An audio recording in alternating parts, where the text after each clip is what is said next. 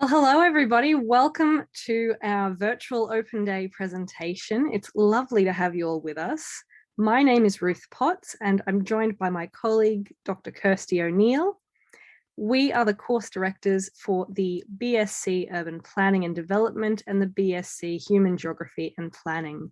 And today we hope to give you a bit of an overview of both of those programs and a few kind of reasons why you might want to join us to study at university. Without further ado, let's jump right in.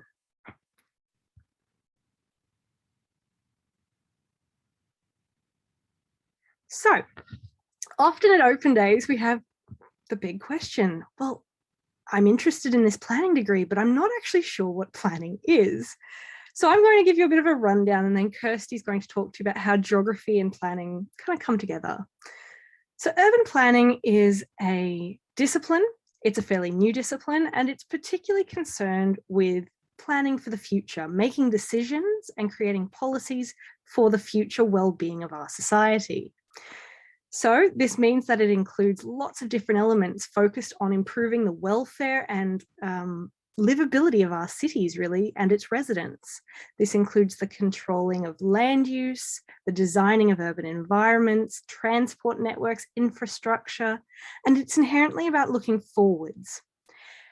We are very much an international discipline, so planning is also a discipline that takes learning from lots of different places. So it's not just about planning and what that looks like in a UK context and what UK environments need. We as planners are interested in environments all over the world and cities and rural areas and everything in between. Kirsty, do you want to jump in and talk about geography? Thanks, Ruth. So the Human Geography and Planning degree brings a bit of the best of both worlds. So it combines some of what Ruth was just talking about with some of the principles drawn from human geography. And as you can see from this slide here, although I don't know if you can see because this video box is not in the best place, it's essentially about space and place and the relationship between human societies and those spaces and places. So you can see that we have the same quote from the RTPI as Ruth had about the making of place and the mediation of that space. But also, as a human geography and planning student, you would get to study from a human geography perspective, the dynamics of different communities and societies in different parts of the world, the different types of economies that exist in those places, and the impact that human societies have on the environment and vice versa. So it's this dialectic relationship between human societies and the places and spaces that they live within. So taking together, human geography and planning offers you as students an opportunity to develop both the conceptual and methodological tools that would enable you to develop critical thinking and practical skills to analyse and better understand the world that we live in, the changing processes and pressures that we are experiencing, especially at this current conjuncture where we're experiencing extremely rapid change in the world. So this changing nature of spaces and places at multiple scales will be one of the areas that you focus on and develop skills. We look at lots of different actors involved. So like Ruth said, we look at the way that planners and other actors think about how places are constructed and developed now and into the future, but we look at the way that states, businesses, non-governmental organisations and communities and activists work together and interconnect in order to bring about or to protect us from the changes that we're experiencing in the world. And so it's this interconnectivity and the relationships in space and place that makes the human geography and planning degree unique in bringing these different approaches together. So now it's my turn, and I'm going to give you a bit of an overview of the Urban Planning and Development degree. And after I've given you a bit of a whistle-stop tour of that degree, Kirsty's then going to talk you through the Urban Planning and Geography kind of degree. Human Geography and Planning. I get the order wrong, I'm so sorry. Okay, let's jump straight in. So If you choose to study urban planning and development with us at Cardiff University, we have two different pathways that you can choose from. We have a 4-year pathway and a 3-year pathway. Both of these degree pathways have the exact same content as far as classes are concerned, elective modules, all of that is the same. Where we get this extra year on the 4-year program, however, is that 4-year program includes a year of paid experience that we help facilitate. And I'm going to talk more about this later, as will Kirsty. So within our degree, you have the ability to switch between the two. So what actually is in the content of these degrees, though? Let's have a look. Oop. So, well, we've got lots of different practical elements. We talk about not just the theories of planning, but the practical elements. We give you practical skills around design. We give you practical knowledge about how to actually do the things that planners do in practice. So we're all about developing key skills. This is not a degree you're going to leave from just knowing theory. No, you're going to be equipped from day one with skills that are going to make you incredibly employable. It's going to make you incredibly employable at lots of different scales too. We have planning at lots of different scales in the real world, and so too in our program. You may notice I'm also not from the United Kingdom. I'm an Australian, and I would like to reassure you that if you would like to work internationally, the skills that we teach planners are very transferable. So if you'd like to be a planner in Asia, the United States, Europe, anywhere in the world, our degree is going to equip you with those skills. We're going to give you the ability to work in planning anywhere that you desire, but we're also going to give you the capacity to think very critically, very deeply, and develop those critical thinking skills in lots of different ways throughout the degree. We're also a degree that is professionally accredited. This means that we have recognition from a body that oversees practicing planners in the United Kingdom. And we lost you a wee bit there, Ruth. Oh, Your I'm so internet sorry. Flickered. I think we got the gist of it, hopefully. Apologies, everyone. My internet is not stable, apparently, this afternoon. Let's keep going, and hopefully it'll stay good for the moment. So we have professional... Oh, back one for me, Kirsty. We have professional recognition by the RTPI, the Royal Town Planning Institute, and the Royal Institute of Chartered Surveyors. These two organisations professionally accredit our degrees, which means they say that we're teaching practice relevant and highly appropriate content to ensure that our planners that we graduate from our programs are practice ready. So in our degree, we have 3 years of content. The first year, we're all about building those foundations. So the first year, you'll notice, has no optional modules. In this year, all of our planners on the BSc, Urban Planning and Development, will take the same classes. These classes provide an insight and a bit of an overview of the history of planning, some of the key concepts of planning, a little bit of insight into disciplines that relate to us, such as urban economies, where we explore how economic elements really drive cities and how planners might consider those. In Places and Plans, this one's my module, we do spatial planning. We have a site, we go and do a site visit, and we start making plans for it based on a whole host of factors. What's appropriate for the area, the area's demographics, the topography. You're going to have to consider transportation, sustainability, lots of elements. It's a little bit like SimCity, but way more practical because we actually get to see the site. It's fantastic. So we also have this making knowledge module, and Kirsty's going to have that in her talk in a moment, but this module is taken by all of our undergraduates, and it's a module that we see as really setting our students up for success.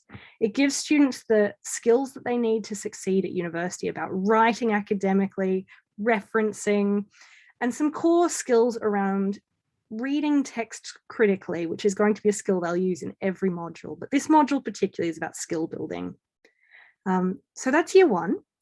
After building those foundations in year one, we go into year two, where we're really about starting to apply that knowledge in much more detail in a practical context. So building off the site planning module, designing places and plans in the first year, we have site planning and development valuation. And we also have a follow-on from that making knowledge class called developing research methods. Now, beyond these 2 core modules, these are required modules that everybody will take, we have a series of other optional modules. Students will be able to pick from these modules a number of classes, 4 of them in fact, to decide what excites them. We've got different options ranging from topics around further economic discussions in spaces of production. We've got planning law, we've got sustainable development, community engagement, lots of different things that everybody can find something that excites them. In the second year, we build off the first year, and we then establish another kind of layer of that foundation to start building up, so that when year 3 comes along, next slide, please, we have students who can go out on their placement equipped with the knowledge they need to have a go at working in practice. Now, if you're on your 3-year pathway here, you don't do this year. You'll go straight into our final year of content. But if you're on the 4-year pathway, we help you by setting you up with an employer that we know is going to give you a fantastic experience, get you a foot in the door, and give you a year's worth of paid experience having a go at any kind of planning that you might be interested in, whether that be transportation, working for Transport for London, whether that be working for a local government, whether it be Cardiff Council or one of the boroughs of London or Bristol or Somerset, anywhere that has a local government authority. We have often had placement students located there.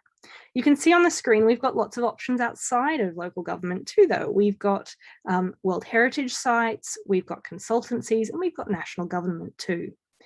So there are lots of options here, and it's a really nice way of having some experience before you graduate and becoming, again, even more employable before you graduate, because you've already got a year of experience under your belt. Now, if you're on our 3-year pathway, you'll go straight to this year, or if you're on our 4-year pathway, you'll come back after a year in placement, in practice, to complete your final year of the degree program. Now, the final year of the degree program has 3 core modules, and those are the ones you can see on the screen. We've got planning, theory, and practice, where we talk about how all these theories from the literature, how do they play out in practice, and how do we test those, and what does that look like?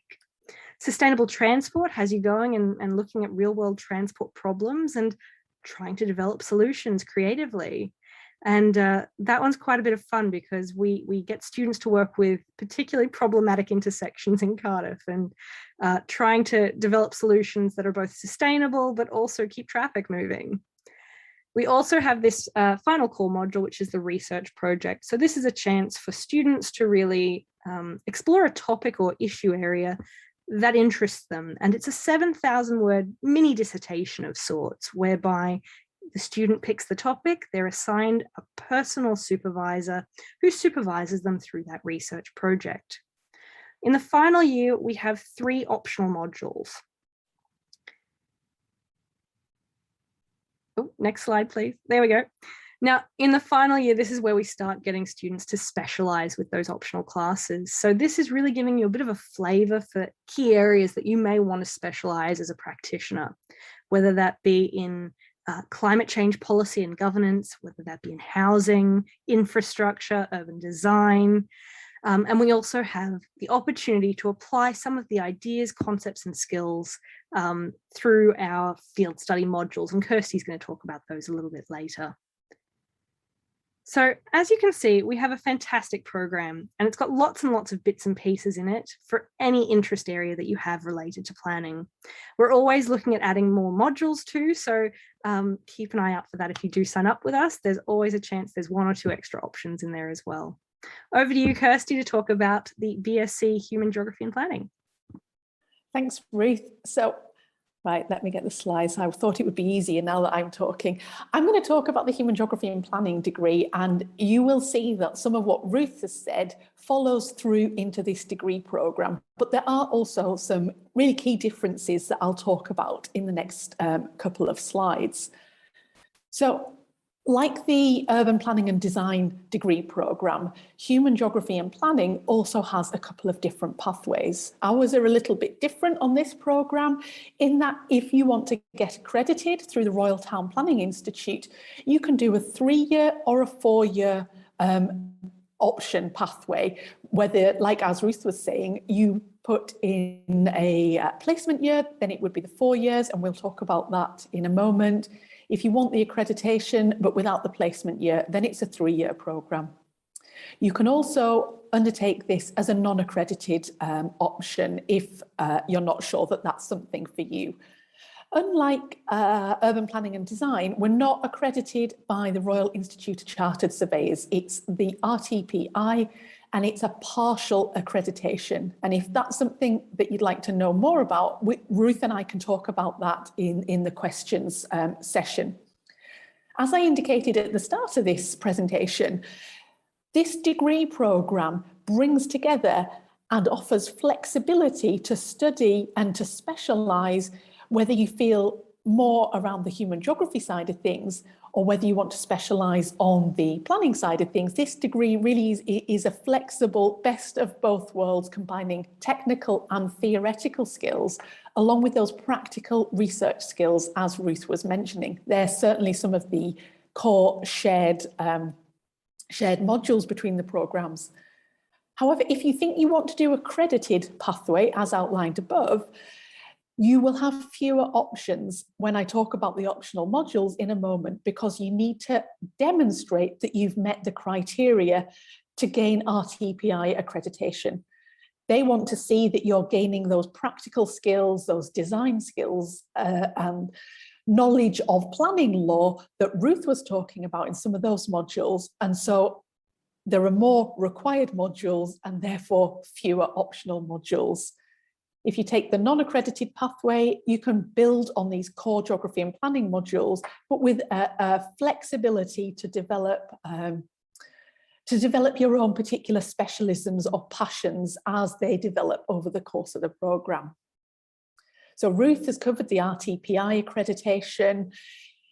I'll just add to what Ruth said, in that this is a recognition that the education that you will receive within the School of Geography and Planning is of a high standard, and it aids student employability as and when they graduate, in terms of demonstrating that you have the skills expected of somebody working in the planning profession.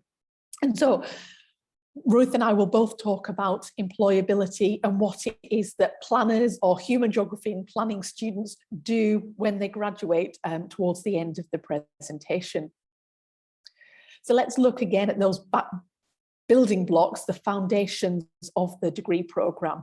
You'll see that some of these are quite similar, shared with the urban planning and design programme, but we bring in some of those specialist human geography modules to bring that flavour of geography into conversation with planning. So in the first year, all human geography and planning students have to take required modules in the autumn. These are the ones that are essential for you to develop that strong foundation that you can build upon in future years. So you can see the mix. We've got the geographical imagination, we've got the research skills module of making knowledge, evidence and practice, but then also the key issues in urban planning. In the spring, all human geography planning students take the module that Ruth has already talked about, urban economies. In the spring, there are options, more options for the non-accredited students than for the accredited students. So the two in green, society, diversity and planning, and designing plans and places, they're required if you're taking the accredited option. If you're taking the non-accredited pathway and think that you might like to switch to accredited in future, then you would also need to take those green modules up there. If you want to stick on the non-accredited, you can choose two from the cities module, the border spaces module, and the global countryside module, which start to, again, blend that experience of human geography and planning within those. So into year two, you're starting to develop the specialist skills, you're starting to deepen the knowledge that you have. And I think that's probably what the slide says, if you could see it around all the Zoom toolbars. You're deepening those skills to further develop that strong foundation from the first year so that you have the research skills, you have the practical skills to take forward into the third year. So again, geographical ideas is a really foundational module that brings in some of the theoretical and conceptual ways of thinking about the world that is key to human geography at the university level. Alongside that, you will take over the course of both semesters the developing research methods 1 and 2, as Ruth earlier talked about. So the next two are essential for accredited students, but they're also optional for non-accredited students. So site planning and development and valuation, Ruth mentioned. Sustainable development is one of the modules that I teach on, and we look in depth at the concept of sustainable development.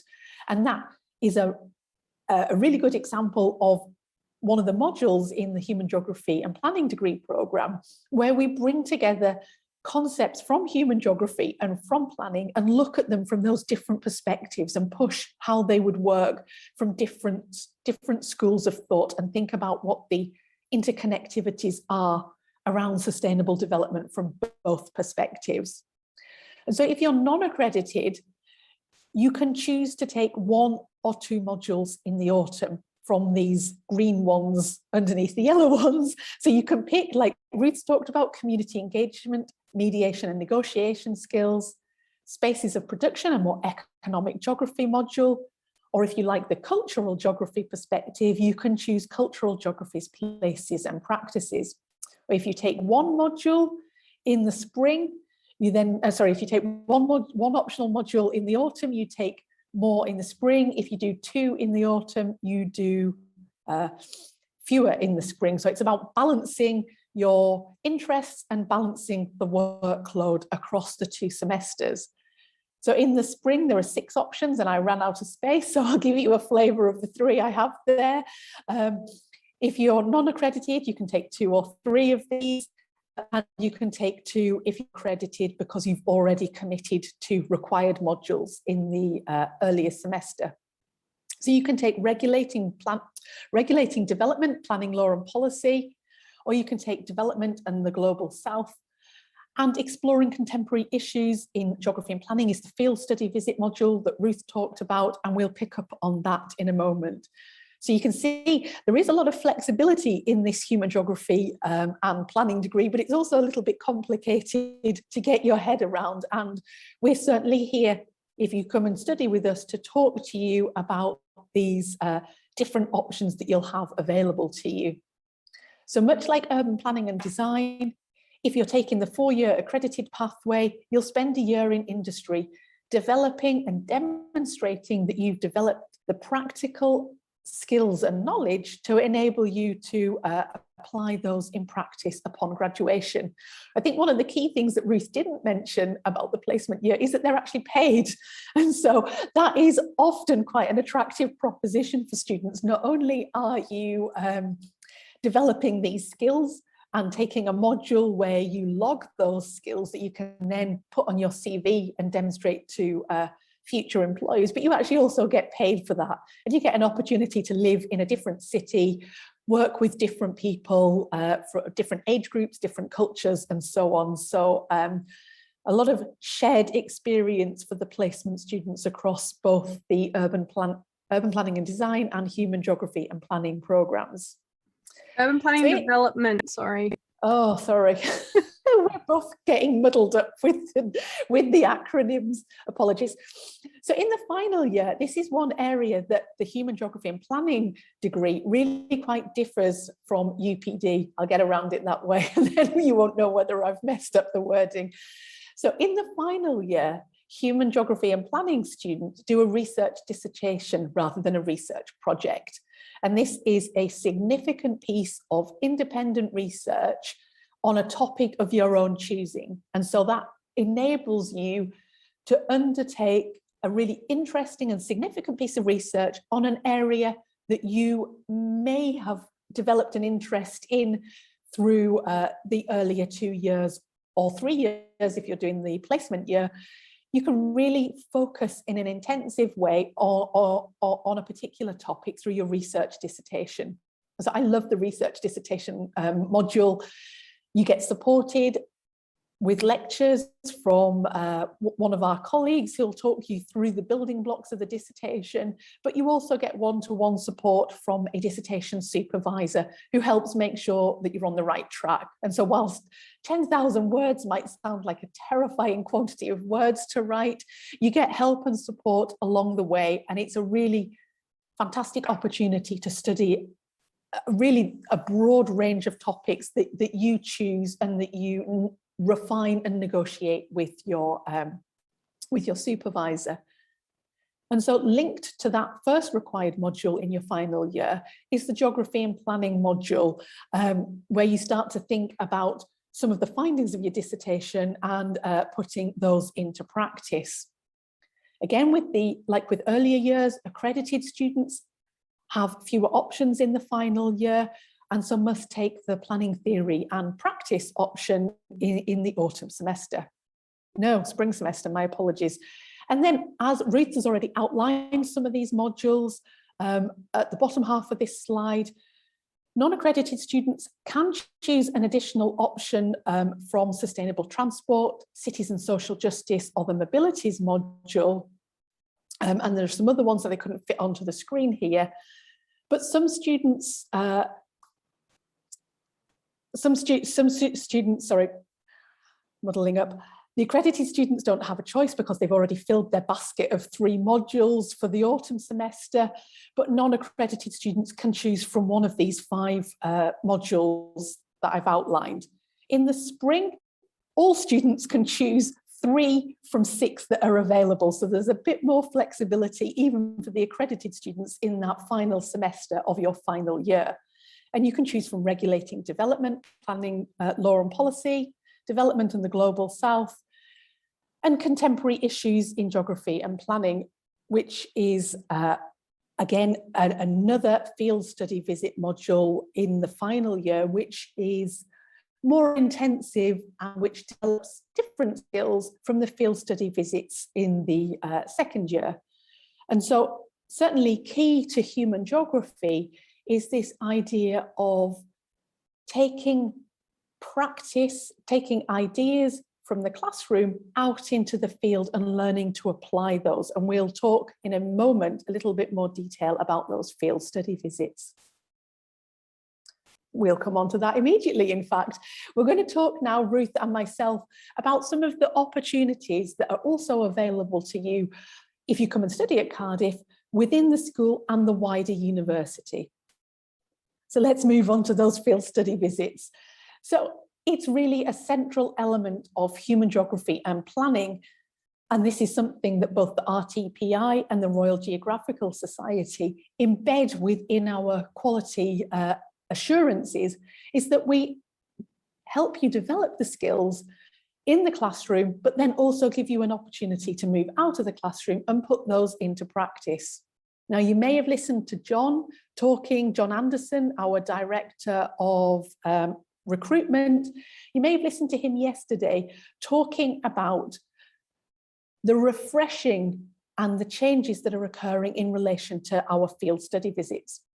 We will still have field study visits, but the nature of those are something that we'd like to encourage future students to get involved with shaping what they'll look like as we move into a post-COVID world, but also situating that within the context of a climate emergency.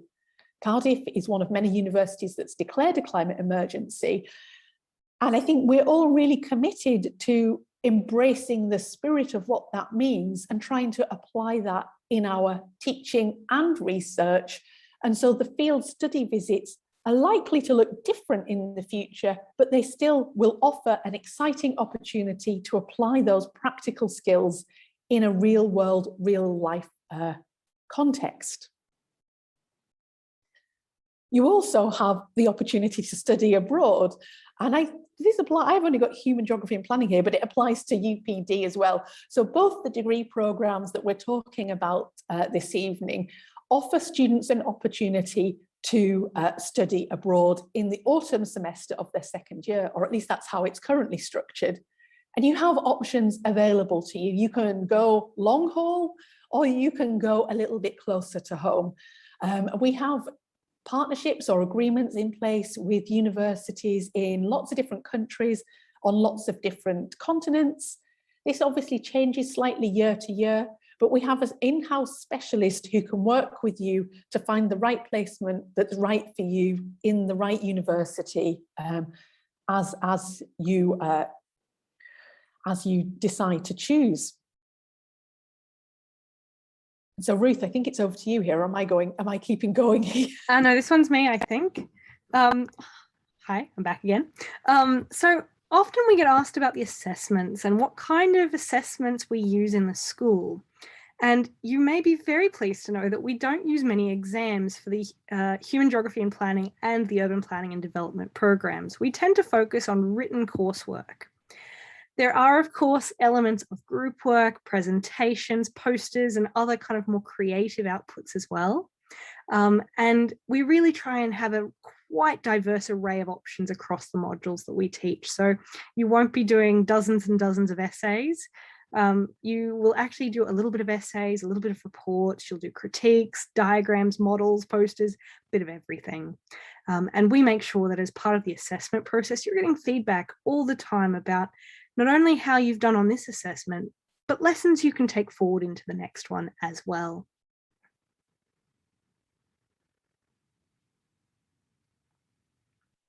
So as part of our enticing of students to come along and study with us, we actually have a fantastic scholarship program. We have a thing called the Cardiff University Scholarship, basically. And this is a £3,000 scholarship that is available to any student who achieves a minimum of AAA at their A level or the equivalent. If you get this, you don't have to apply for the scholarship. It will simply be given to you to reward you for your excellence and for choosing to come and study with us. So this is a little bit of an added incentive if you like to do well.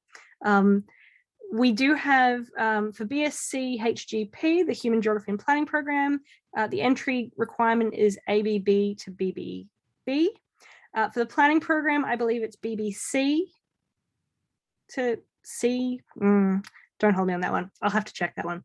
It's in the B range. And if you choose us as your first choice, that's where this scholarship comes in. So we've got to be your first firm choice and you've got to get those grades. And if you do that, you will be given £3,000 guaranteed. You can search for this online. However, the details are still coming out for next year, as I'm sure you can imagine. So I'd wait a couple months and then look that one up. So careers and employability. Kirsty, was this one over to you? No, this one's me. Yes. Apologies. We're tag teaming here, team, so thank you for bearing with us. So our degree programs are fantastically employable.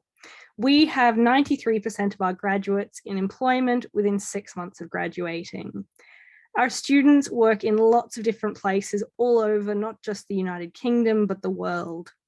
And we put this down in part to the amount of support that we give students to make them employable. So some of this comes down to we have workshops all the time, weekly, on CV writing, interview skills, applying to graduate schemes. We have lots of different sessions for everyone at any stage of their career journey. We also have some really fantastic support team members who are dedicated to the school as far as supporting employability skill building. Now, another question that we get quite often at these kinds of sessions is, okay, you've talked about planning a lot, but where do planners work? Because a lot of people either don't know or they just think that planners work for local government. And while local government is a big employer of planners, they're not the only employer. And in fact, planning is a fantastically diverse discipline. So we actually have planners employed from our degree in lots of different places, ranging from non-local government agencies, the central government, for example, but also not-for-profits, private development companies, environmental consultancies, big engineering companies like ARUP. And we have students who specialise in lots of different areas after they've graduated with us too. So you don't have to be a development management planner either, which is often a popular one, don't get me wrong. We have students who get excited about conservation and heritage, students who are really into their transportation planning, and others who are more excited about environmental and sustainability issues. And there's a job for everyone. planning is great because it is so diverse and there are options available across the board, no matter your interest area. Oh, this one's Kirsty. Kirsty was ready, but she was on mute. Human geography and planning degree students often fall into quite a diverse range of career options as well. So there is some overlap with the sectors that Ruth's just talked about. So HGP students can go into planning and related industries, especially the accredited students perhaps might find themselves feeling closer to those planning and affiliated roles. But we also have had lots of our HGP students go into teaching, academia, working in government at all levels. It's basically a degree program that gives you really, really good employability, the kinds of skills that human geography students and planning students, which this degree brings together, the skills that are developed through these degree programs are really in high demand by employers. And I can say that having worked as a geography student then in an economic development and planning department after my degree, but also then in subsequent roles in non-governmental organisations, for example, working around environmental sustainability, like Ruth was mentioning. So these are the sorts of areas that students might work in, but we also have a lot of students who go on to further study, to undertake a master's degree or even a PhD if they want to go into academia. And so recently, in the last couple of years, students have studied sustainability, they've gone into real estate, international development, environmental policy, and many others. So it really is a flexible program that helps you develop key employability skills, I'm just scribbling with the mouse, and also the potential for further study should you wish. So we realised that listening to both of us and listening about two different programs is quite a lot of information to digest at this stage. We'll stop the recording in a moment and that'll offer you an opportunity to ask us some questions. You can use either the chat bar. I don't know if we can let you switch your mic on with it being a webinar, but if we can do that, then we'd love to hear from you. We can indeed. Great. If you would like to vocalize your questions, please stick your hand up using the raise hand element at the bottom. I'm going to stop the recording now and we'll move to questions.